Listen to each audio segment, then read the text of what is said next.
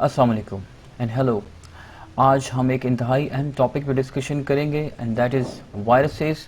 Y viruses important, you know that एक second wave इस वक्त कोरोना वायरस की world wide all over the world मौजूद है। तो by having a brief discussion on this topic you will have a little know-how about the viruses. So let's move on and see what viruses are. So very first thing about viruses, what are viruses? So word virus have been derived from Bacteria. so by venom. And what is venom? Venom means poisonous. So why viruses are called poisonous? Simple, because all the viruses are always infectious. They call diseases. So there is no virus, कोई ऐसा virus नहीं है जो disease cause ना करता हो या जो इन्फेक्शन कॉज ना करता हो। बहुत सारी डिजीज में जिस एजेंट को पाया गया वहाँ पर वायरस को पाया गया, तो इसलिए इसको हमेशा इसको कह दिया गया कि ये पॉइजनस हैं, ये इन्फेक्शन कॉजिंग एजेंट्स हैं। Okay, now let's move on. Viruses क्या हैं? हमने अभी एक जिस डेफिनेशन की बात की है, actually that is a literal meaning of viruses. Biologically biology की वायरसेस क्या हैं? Let's define them. These are actually non-cellular. This is very important. These are non-cellular. And second thing I have already discussed, these are infectious agents. ये क्या हैं? Infection cause करने वाले agents हैं, infection cause करने वाले entities हैं। So what is the meaning of non-cellular and what is the meaning of infection? Non-cellular का मतलब ये है कि ये cells नहीं हैं. These are not cell. Not cell. These are viruses are not cell. Actually ये क्या है? I usually call them, these are an organized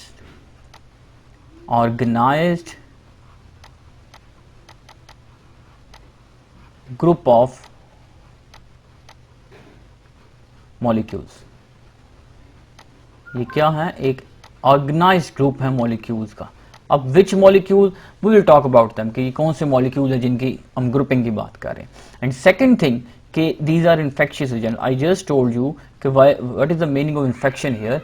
they are always associated with diseases, they always cause disease. That is why we are saying that they are infectious entities. So these are non-cellular infectious particles. That means something that is not cell and is always associated with disease. And thirdly, their genome.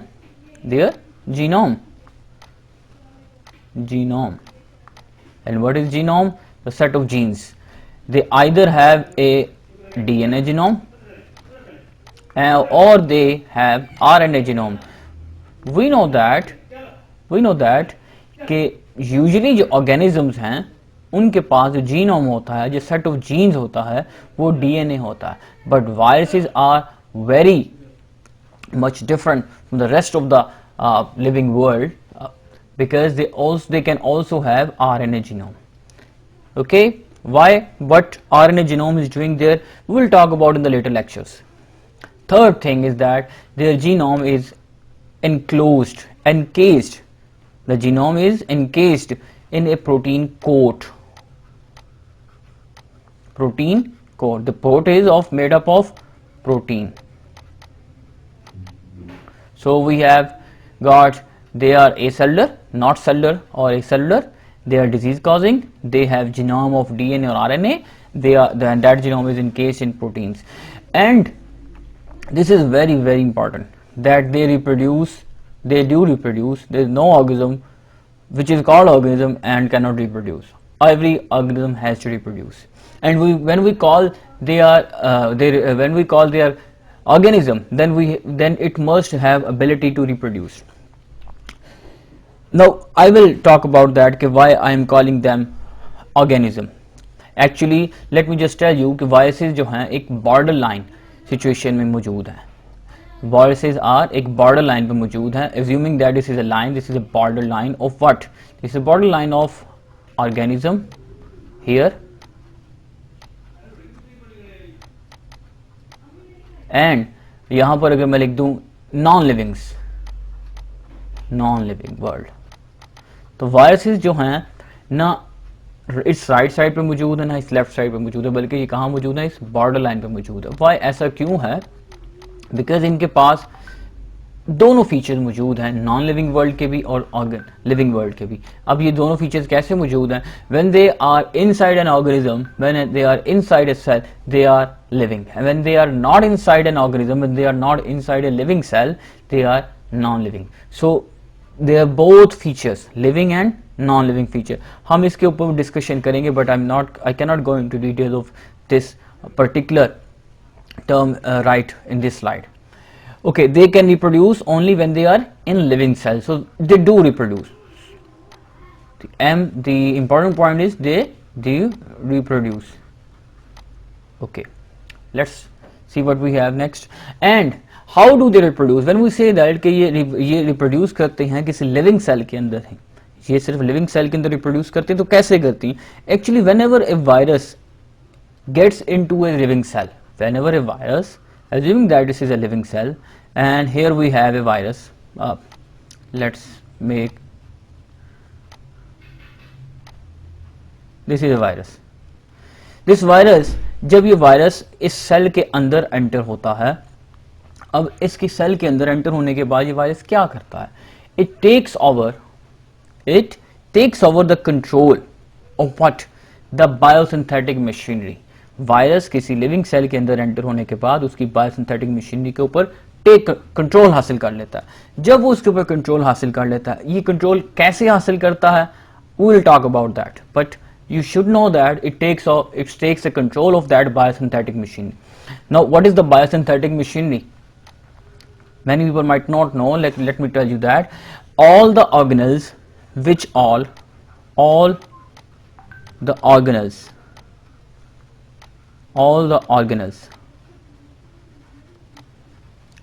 Cell के अंदर मौजूद तमाम organelles जो cell के लिए कुछ ना कुछ प्रोडक्शन के लिए रिस्पॉन्सिबल हैं, whatever, I am not going to, मैं इनकी एग्जाम्पलीफाई नहीं करूंगा, but just let's just talk about endoplasm, reticulum, all those things. Virus क्या करता है? किसी सेल के अंदर एंटर होता है तो ये इन ऑर्गेनल से अपनी मर्जी के काम करवाता है। कैसे करवाता है? Again we will talk about that in the later lectures. What is important here? The virus takes the control of the biosynthetic machinery of the host cell. Okay, so this is all about what viruses are. Viruses are acellular, that is they are not cell, they cause infection, that is they cause disease. They have a genome of RNA or DNA, and that genome is encased in a protein, in protein coat. They can reproduce, but they only reproduce in living cells. What do they do? What they do in a living cell? Actually, they take over the control of the biosynthetic machinery of the host cell. I think आप सब ने इस बात को तो understand कर लिया कि वायरसेस क्या हैं, हमने क्या की बात कर ली, लेकिन ये इन तमाम कामों को कैसे करते हैं हम इन सब बातों को बाद में करेंगे लेटर लेक्चर में या लेटर स्लाइड्स में. So let's see what we have next. Okay, characteristics of viruses. This is very important topic. अगर मैं academic point of view से बात करूं तो this is a very important question for all the Punjab boards. के characteristics of viruses क्या है? Important question. I would say कि ये long भी है, short भी है and MCQs भी है. MCQs, short and extensive question. From every point of view, this topic is going to be very important.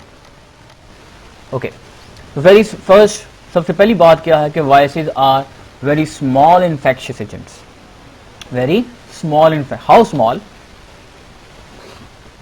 That ये इतने small हैं, they are that small that you cannot visualize them with a conventional compound or light microscope. Their size ranges from 250 nanometer. This is almost the size of largest virus. The pox viruses, you can say this is almost the size of largest virus. दो ये वो viruses जो कि small pox या chicken pox काज करने वाले जो viruses हैं, ये वो वायरसेस हैं. और पैरवो वायरसेस जो कि स्मॉलेस्ट वायरसेस हैं. तो वायरस की स्मॉलेस्ट रेंज जो है वो साइज में वायरसेस 20 नैनोमीटर एंड लार्जेस्ट जो वायरसेस हैं वो 250 नैनोमीटर साइज के रेंज में होंगे. Okay, I hope you get the point. So you cannot visualize this range. Largest virus का जो size है ये तो I think visualize तो किया जा सकता है किसी एक एक पावरफुल माइक्रोस्कोप से, कौन सी कंपाउंड माइक्रोस्कोप से। जो लार्जेस्ट वायरस का साइज है, दिस रेंज जो है, ये रेंज जो है, इसको हम एक कंपाउंड माइक्रोस्कोप से विजुलाइज कर सकते हैं, लेकिन हम इसको बहुत डीपली नहीं देख सकते। This can be visualize. लेकिन ये जो स्मॉलेस्ट आपको जो रेंज नजर आ रही है, this can not be done with A conventional compound microscope. If you want to visualize a virus properly of that range, you need an electron microscope. Electron microscope. So these are very small. Let me show you a picture. If I might have it. Okay, here is a picture. जो कि बड़ा clear cut मुख्तलिफ जो microscopic entities हैं उनकी size की range के बारे में हमें इंफॉर्मेशन दे रही है। सबसे पहले हमारे पास यहाँ पर मौजूद हैं frog egg. You can see that frog egg. Well, frog egg, we're not discussing frog egg here, but I just want to tell you that. But you see here the flu virus. What kind of virus is that? Just leave it. We're talking about this virus. You can see that इसकी range जो है 100 nanometre है। And what you see here कि light microscope की जो range है वो 1 millimetre से 100 नैनोमीटर तक है। लेकिन अगर एक इलेक्ट्रॉन माइक्रोस्कोप की बात करें तो वो तमाम इलेक्ट्रॉन माइक्रोस्कोप जो है वो 0.1 नैनोमीटर तक आपको किसी भी माइक्रोस्कोपिक चीज को दिखा सकती है। तो we are not talking about this 0.1 nanometer range, we are talking about this viruses. हमने जो बात यहाँ पर की थी पिछली स्लाइड के अंदर कि वायरसेस का जो साइज है वो 20 नैनोमीटर स्मॉलेस्ट वायरसेस का साइज है। Okay, what we see here a 100 nanometer virus size. It doesn't mean कि वायरसेस का जो size 100 nanometer, actually this picture is trying to depict that कि वायरसेस की जो रेंज है वो 100 नैनोमीटर से स्टार्ट हो जाती है, एंड दैट रेंज, और ये रेंज जो है ये 10 तक 20 नैनोमीटर तक जाती है। सो हियर इस नैनो सो 100 नैनोमीटर के जो पार्टिकल्स हैं उनको हम लाइट माइक्रोस्कोप से तो देख सकते हैं, ठीक है, लेकिन जो 10 नैनोमीटर के पार्टिकल्स हैं उनको हम लाइट माइक्रोस्कोप से देख नहीं सकते। तो 10 नैनोमीटर तक की जो रेंज के पार्टिकल्स हैं, starting from 100 nanometer and back to 10 nanometer range, we can not visualize them with a light microscope, so we need an electron microscope for that. Okay, so largest viruses can be just visualized with a light microscope, but the smallest viruses cannot be visualized with light microscope. You need an electron microscope for that purpose. I hope the idea is clear here. The next thing is they can pass through the pores of filter,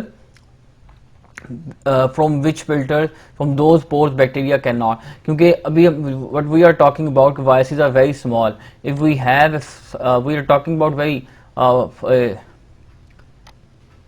specialized filters here, which have very small pore size, जिनकी porosity जो है बहुत small होती है। इन filterable इन pores में से bacteria पास नहीं कर पाते, लेकिन वायरसेस पास कर जाते हैं। Why? ऐसा क्यों है? क्यों? क्योंकि बैक्टीरिया का साइज जो है वो एज कंपेयर टू वायरसेस से बड़ा है। और कितना बड़ा है? व्हाट यू सी हियर कि वायरसेस का जो साइज है वो 10 to 1000 टाइम्स स्मॉलर है एज कंपेयर टू बैक्टीरिया से। दैट मीन्स इसको अगर हम एक पिक्चर में डिपिक्ट करने की, एक्सप्लेन करने की कोशिश करें, assuming that this is a bacteria, assuming that this is a bacteria, bacterium, not bacteria, singular of bacteria is bacterium। अगर ये एक बैक्टीरिया है एंड मैं अज्यूम करता हूं कि इसका साइज जो है फॉर एग्जांपल 1000 नैनोमीटर है, 1000 नैनोमीटर है, वायरस का size as compare to this bacteria would be, अगर वायरसेस 1000 टाइम्स स्मॉलर हैं बैक्टीरिया से, तो वायरस के इस बैक्टीरिया के कंपैरेटिवली वायरस का साइज फिर कितना होना चाहिए? अगर मैं यहां पर एक वायरस बनाऊं तो it should have a size of 1 nanometer, okay क्योंकि 1000 से 1000 टाइम, इस बैक्टीरिया से 1000 टाइम तो 1 नैनोमीटर ही हो सकता है। ओके तो वायरसेस का जो साइज है वो बैक्टीरिया के मुकाबले में 1000 टाइम्स स्मॉल होता है। दैट इज वाई कि जिस पोर में से ये बैक्टीरिया पास नहीं कर पाएगा, for example this is the bacteria, इस पोर में से ये बैक्टीरिया पास नहीं कर पाएगा, लेकिन इस पोर में से ये वायरस पास कर जाएगा। See assuming that this is a virus, ये वायरस पास कर जाएगा। Okay because of their size.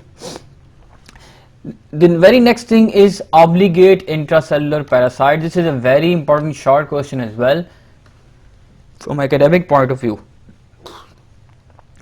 What is the meaning of obligate here? What is the meaning of intracellular here? And what is the meaning? We're not talking about parasite because you all know what are the parasite. Parasites are the organism which जो कि किसी host के अंदर host की body के अंदर या उसकी बॉडी के ऊपर रहते हैं और इन रिटर्न उसको क्या पहुंचाते हैं, उसको नुकसान पहुंचाते हैं। तो ऑब्लिगेट का मतलब बाय लिटरल मीनिंग ऑब्लिगेट का है शर्त होना, यहां पर इससे मुराद है लाजिम होना। क्या है? लाजिम होना। इंट्रासेलुलर का मतलब क्या है? सेल के अंदर, इनसाइड सेल, इनसाइड। पैरासाइट का मीनिंग मैंने आपको बता दिया है, एक ऐसा ऑर्गेनिज्म जो कि हॉस्ट की बॉडी के ऊपर ऑन या इन, हॉस्ट की बॉडी के ऑन, ऊपर या इनसाइड रहता है एंड इन रिटर्न उसको क्या पहुंचाता है? हार्म, नुकसान पहुंचाता है। उसको हम क्या कहते हैं? पैरासाइट कहते हैं। अब वायरसेस ऐसे पैरासाइट्स हैं, वायरसेस ऐसे पैरासाइट्स हैं, यहां पर लिखा है ना ऑन। वायरसेस कहां रहते हैं? सेल के अंदर। तो ऑन वाली बात तो यहां पर खत्म होगी। तो viruses are always inside cell. Viruses are parasite only when they are inside a cell. They are not parasite when they are not inside a cell. तो इनकी पैरासिटिक नेचर जो है वो स्टार्ट ही तब होगी जब ये किसी सेल के अंदर मौजूद होंगे। Outside they are not parasites. तो नाउ आई थिंक ये फ्रेज की जो सेंस है वो समझ आ रही होगी कि they are parasite only when they are inside a living cell. Okay the next point is they can not be grown on artificial media, कि हम इनको किसी आर्टिफिशियल मीडिया पे ग्रो नहीं कर सकते। यहां पर इंपॉर्टेंट बात है कि आर्टिफिशियल मीडिया से मुराद क्या है। Artificial media simply means assuming that this is a petri dish. I have a petri dish over here. Okay, this is a petri dish, assuming that we assume that this is a petri dish. Okay. अब इस petri dish के अंदर एक ऐसा substance मैं add कर देता हूं, substance, एक ऐसा mixture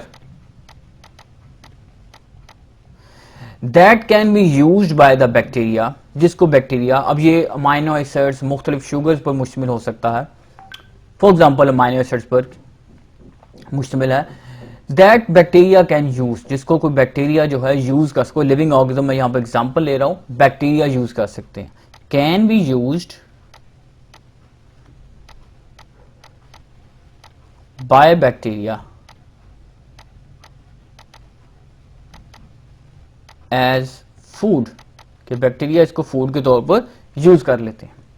और जब मैंने इस सब्सटेंस के ऊपर कुछ बैक्टीरिया को ऐड करता हूं, कुछ बैक्टीरिया को ऐड करता हूं, तो आफ्टर 24 आवर्स के इंक्यूबेशन के बाद इसी स्लाइड को मैं अगर दोबारा देखता हूं, इस स्लाइड को मैं अगर दोबारा देखता हूं, तो मुझे क्या नजर आता है कि मुख्तलिफ यहां पर इस तरह के सर्कल नजर आने लग पड़ते हैं।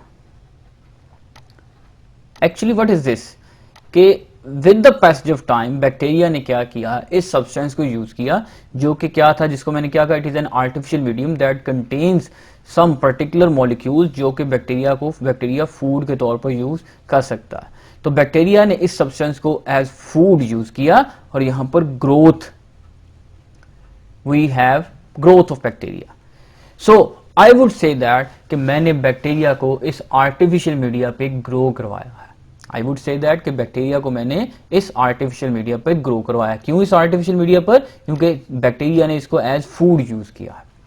Now what is important here, इस आर्टिफिशियल मीडियम के अंदर मैंने आपको ये तो नहीं कहा कि इसके अंदर कुछ सेल मौजूद है, आई सेड कि इसके अंदर कुछ अमाइनो एसिड्स मौजूद हैं या कुछ इस तरह के दूसरे मॉलिक्यूल्स मौजूद हैं। Okay, what was that food, इसके अंदर कुछ अमाइनो एसिड जिसको बैक्टीरिया यूज कर सकते हैं एज फूड, वो इसके अंदर शामिल है। लेकिन अगर यही काम मैं वायरसेस के लिए करूं कि यही आर्टिफिशियल मीडियम इस तरह का मीडिया मैं लूं और उस पर वायरस को किसी इसके ऊपर ग्रो करवाने की कोशिश करूं, तो there will be no growth, there will be no growth. Why is that? इसका आंसर आपको पहले ही मिल चुका है जब हमने शुरू में एक बात की थी, they can only reproduce inside a living cell, so this artificial medium contains no living cell, this artificial medium contains no living cell. तो अब इसके अंदर क्योंकि कोई लिविंग सेल नहीं है, तो वायरस तो ग्रो करने के लिए, वायरस को रेप्लिकेट करने के लिए, रिप्रोड्यूस करने के लिए लिविंग सेल्स रिक्वायर्ड हैं। तो क्योंकि इसके अंदर कोई लिविंग सेल मौजूद नहीं है, तो वायरस इस आर्टिफिशियल मीडियम को यूज नहीं कर सकते और ग्रोथ नहीं दे सकते। ठीक है, और ये बात हमने पहले भी कर ली है, they can grow, they can reproduce only inside a living cell. ठीक है, आई थिंक कि आइडिया ये क्लियर हो गया होगा कि what is the meaning of artificial medium, why viruses can not grow on the artificial medium. So आपको ये क्वेश्चन, ये बात जो है, ये पॉइंट जो है, कई तरीकों से क्वेश्चन में आ सकता है। Number 1 simple, what are obligate intracellular parasites. Number 2 ऐसे ही पूछा जा सकता है कि वायरसेस आर्टिफिशियल मीडिया पे ग्रो क्यों नहीं कर सकते। नंबर 3 ऐसे ही पूछा जा सकता है कि वायरसेस लिविंग सेल्स पर ग्रो करते हैं, how. There are number of ways, same बात को मुख्तलिफ तरीकों से आपसे पूछा जा सकता है। ओके, अब इसकी एक सिंपल रीजन भी लिख दी है उसने यहां पर। जब मैंने पूछा ना कि वायरसेस लिविंग सेल में ही क्यों ग्रो करते हैं, ऑल्दो आप लोगों को इस बात का पहले से मालूम है, लेकिन यहां पर इसका आंसर मौजूद है, एंड उस वाई का आंसर ये है, दे लैक मेटाबॉलिक मशीनरी। वो just said in the previous slide कि वायरसेस जो हैं जब किसी होस्ट के अंदर एंटर होते हैं तो वायरसेस क्या करते हैं, they take over the control of the biosynthetic machinery of the host. और बायोसिंथेटिक मशीनरी या metabolic machinery, they are same things. Biosynthetic machinery या metabolic machinery, metabolism means chemical reaction, biosynthesis का मतलब क्या है, बायोसिंथेटिक मशीनरी भी क्या करती है, मेटाबॉलिज्म ही तो करती है, बॉडी के मुख्तलिफ केमिकल रिएक्शंस को कहते हैं। ठीक है, तो ये दोनों सेम चीजें हैं। तो वायरस जब किसी लिविंग सेल में एंटर होता है तो वो होस्ट की बायोसिंथेटिक मशीनरी को कंट्रोल में ले लेता है और क्या करता है, अपनी मर्जी के उससे काम करवाता है। कौन से काम करवाता है, जो वायरस के डीएनए में मौजूद हैं, जो इंफॉर्मेशन वायरस के डीएनए मौजूद है, वायरस वही काम उस होस्ट की मशीनरी से फिर करवाएगा। हम इसके मुतालिक जो डिटेल्स हम बाद में पढ़ेंगे। Okay, next, they depend on the host for carrying out these functions। कौन से function, which functions is these, ये these का मतलब क्या है, I just said that, what function, virus के अपने फंक्शन। तो वायरस के फंक्शन क्या हैं, जो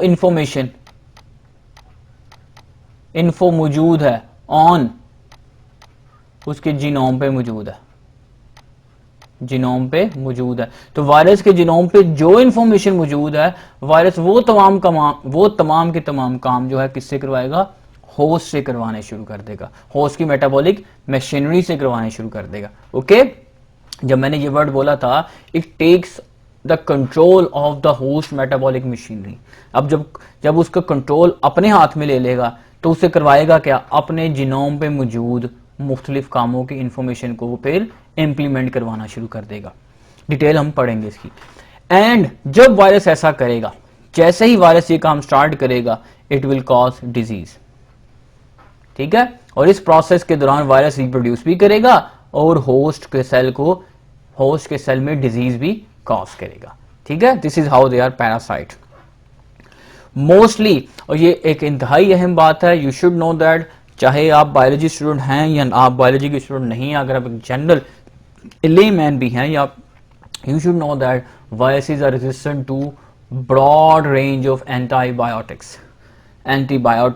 we can not kill viruses with antibiotics. Remember that, viruses को किल करने के लिए हमारे पास दूसरी मेडिसिन मौजूद हैं, और रिमेंबर दैट तमाम वायरसेस के लिए हमारे पास मेडिसिन भी मौजूद नहीं है। खैर, important thing is that we should not use antibiotics in order to kill the virus. Okay, antibiotics can only be used, anti means against and biotics means life. Remember that viruses are not life.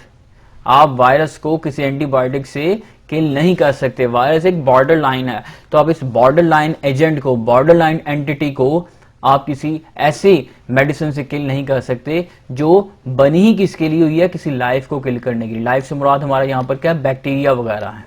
Okay, तो antibiotics are usually used against bacteria, they are not used against, we should not use them against viruses.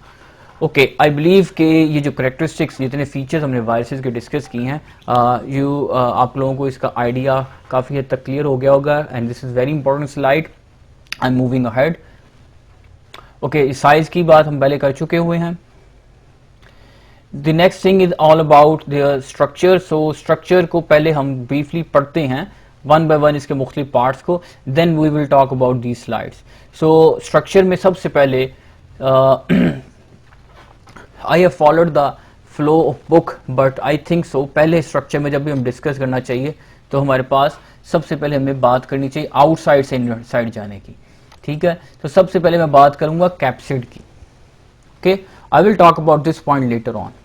तो complete infectious particle को हम वायरॉन कहते हैं। इस PTB की, Punjab text book board की, जो हमारी लाहौर बोर्ड की जो बुक है, इसमें ये टर्म वायरॉन की यूज की गई है। I will define this term as well. तो what is a structure of virus? Virus का स्ट्रक्चर में सबसे पहले जब हम बात करेंगे तो मैं बात करूंगा पहले कैप्सिड की। कैप्सिड को मैं कह रहा हूं ये कोट है outside, this is coat of virus. Virus की आउटर बॉडी है, आउटर कवरिंग है, और assuming that this is a virus,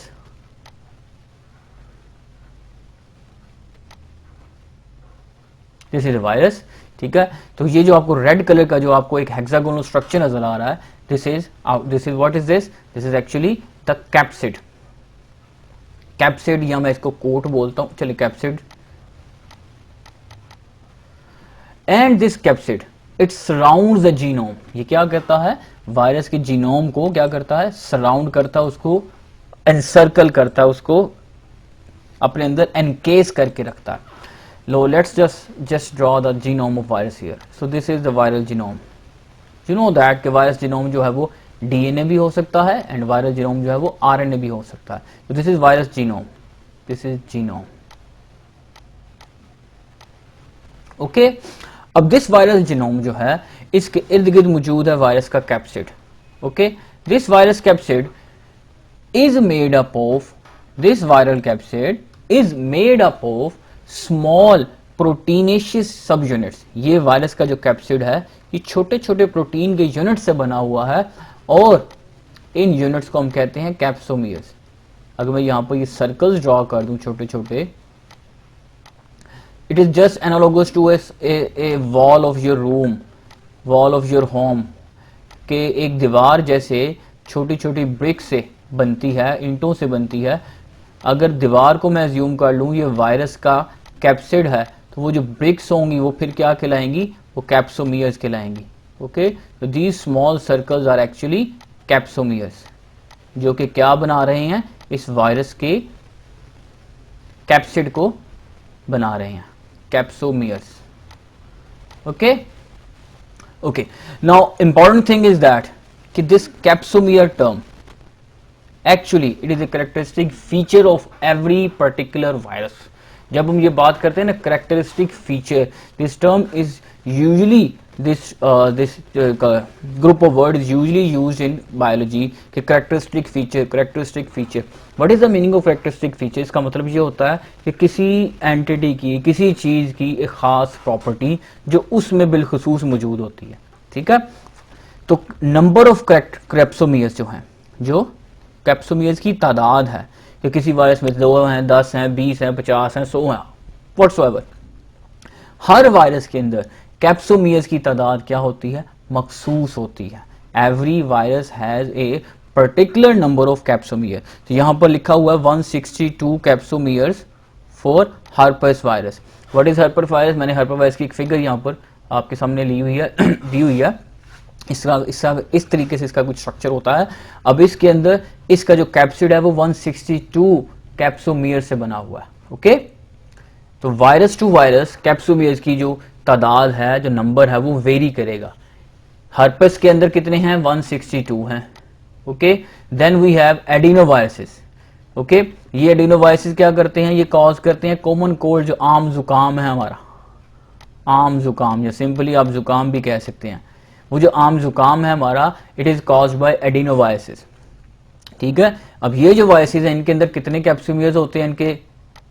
इनके कैप्सिड के अंदर 252 होते हैं। ओके, सो कैप्सोमियर जो हैं ये कैरेक्टरिस्टिक फीचर है। Why characteristic feature? क्योंकि हर पर्टिकुलर वायरस के अंदर इनकी तादाद क्या होगी?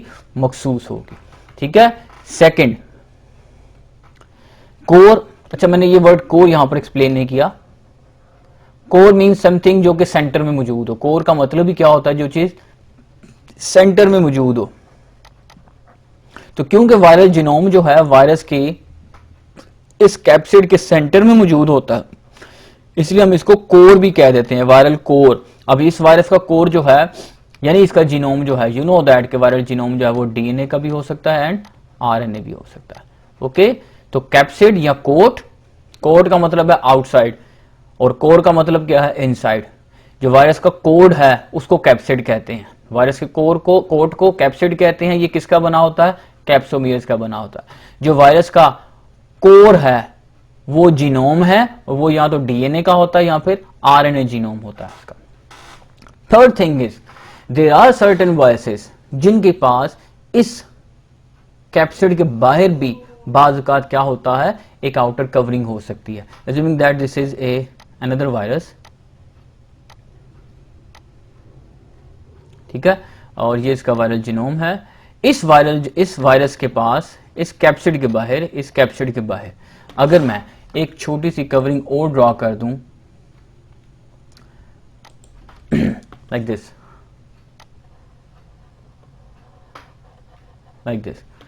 this is called as envelope. This is called as envelope. Not all viruses have this envelope.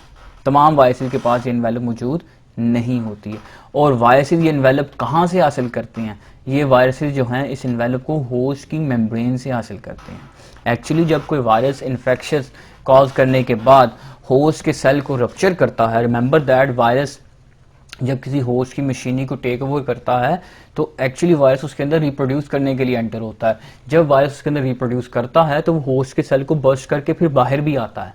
जब वो बर्स्ट करता है तो कुछ वायरसेस क्या करते हैं? होस्ट की जो सेल मेम्ब्रेन को बर्स्टिंग के दौरान कुछ मेम्ब्रेन को अपने इर्द गिर्द रख लेते हैं, सराउंडिंग में ले लेते हैं। ठीक है, तो वो जो मेम्ब्रेन है that is then called as envelope. ठीक है, वायरस को इसका फायदा होता है, वायरस इज डिस्गाइज्ड, वायरस अपना बेस बदल लेता है। ठीक है, जब ये दोबारा किसी सेल को इन्फेक्ट करने के लिए जाएगा तो that cell will be confuse कि the incoming entity, incoming agent, क्या ये मेरा सेल है, मेरे जैसा ही सेल है, या सेल कंफ्यूज रहेगा कि आने वाली जो एजेंट है वो क्या है। ओके, सो एनवेलप क्या है? It is another outer boundary. किसके outer? It is outside to the capsid, it is outside to the nucleocapsid. Nucleo means core, nucleus, और इस कोर और कैप्सिड के बाहर एक और कवरिंग को हम एनवेलप कहेंगे, जिसको वायरस कहां से ड्राइव करेगा? होस्ट की मेम्ब्रेन से। ऐसे वायरसेस जो हैं प्लांट्स के और एनिमल्स के हैं, और इन वायरसेस को हम कॉम्प्लेक्स वायरसेस भी कह सकते हैं। These are also called as complex viruses. Okay, जिन वायरसेस के अंदर एनवेलप मौजूद होगी उनको एनवेलप वायरसेस या कॉम्प्लेक्स वायरसेस कहेंगे, और जिनके अंदर ये मौजूद नहीं होगी, जिनके पास एनवेलप मौजूद नहीं होगी, उनके लिए हम क्या कहेंगे? नेकेड वायरसेस कहेंगे। तो एक सिंपल डिफरेंस हमारे पास आ गया, what is the difference between envelope and naked viruses.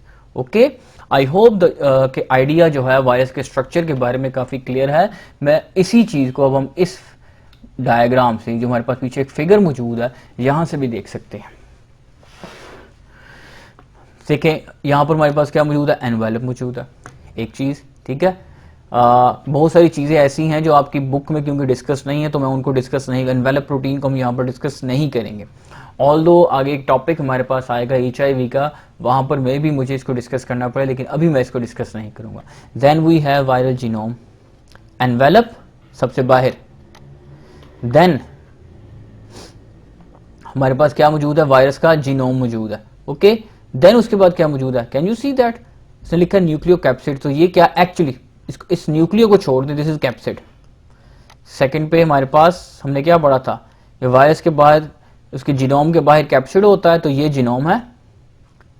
Okay, इसके बाद कैप्सिड है और उस कैप्सिड के बाहर क्या मौजूद है, एनवेलप मौजूद है। इसके अलावा जो कुछ भी बातें हैं, these very virus to virus, ये चीजें वायरस टू वायरस वेरी करती हैं। तमाम वायरस में चीजें मौजूद हो भी सकती हैं और नहीं भी हो सकती हैं। ओके, सेम चीज आपको यहां पर भी नजर आ रही है इसी फिगर के अंदर, न्यूक्लिक एसिड का जीनोम नजर आ रहा है एक चीज, दूसरे आपको क्या नजर आ रहा है, प्रोटीन का कैप्सिड नजर आ रहा है 2, और थर्डली आपको क्या नजर आ रही है, एक फॉस्फोलिपिड की एनवेलप। फॉस्फोलिपिड का मतलब क्या, मेम्ब्रेन, होस्ट की सेल मेम्ब्रेन से बनी हुई है। ये स्पाइक प्रोजेक्शन जो है ये वायरस को अटैचमेंट में हेल्प करते हैं, जो वायरस इन्फेक्शन कॉज करता है। स्पाइक प्रोजेक्शन जो है वायरस को अटैचमेंट में हेल्प करते हैं। Okay, I hope the idea is pretty much clear about the structure of virus and what are the characteristics of virus and what is virus. Next जो मैं इसके बाद जो आपके पास जो लेक्चर होगा उसमें हम कुछ खास किस्म के वायरसेस को डिस्कस करेंगे, वायरसेस की शेप्स को डिस्कस करेंगे और बैक्टीरियोफेजेस को डिस्कस करेंगे। टिल देन अल्लाह हाफिज़, सी यू, अस्सलाम वालेकुम।